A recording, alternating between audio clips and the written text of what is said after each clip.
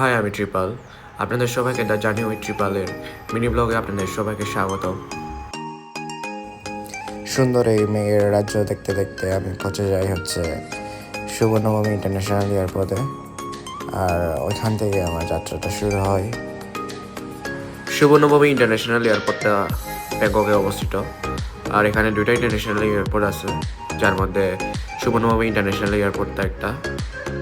এরপর immigration complete করে আমি সোজা চলে যাই হচ্ছে বাইরে পাত্তায়া যাওয়ার উদ্দেশ্যে। এরপর ওইখান থেকে আমি একটা হোটেলে উঠি, নাম হচ্ছে ওয়েলকাম প্লাজা। আমার রুমের বালকনি থেকে দেখা যাচ্ছিল কিছু বিল্ডিং এবং মন্দিরও, দেখতে খুবই সুন্দর লাগছিল। এরপর আমি কিছুক্ষণ ঘোরাঘুরি করে নিজের জন্য স্যান্ডেল কিনে সোজা চলে যায় হচ্ছে একটা ইন্ডিয়ান রেস্টুরেন্টে। আর ওখান থেকে আমি অর্ডার করি হচ্ছে ইন্ডিয়ান ফেমাস হায়দ্রাবাদি বিরিয়ানি, যা খেতে ছিল খুবই সুস্বাদু এবং মজার। এরপর ওখান থেকে আমি পেট ভরে খাওয়া দাওয়া শেষ করে চলে যাই পাত্তায়ার রাতের শহরটা দেখতে।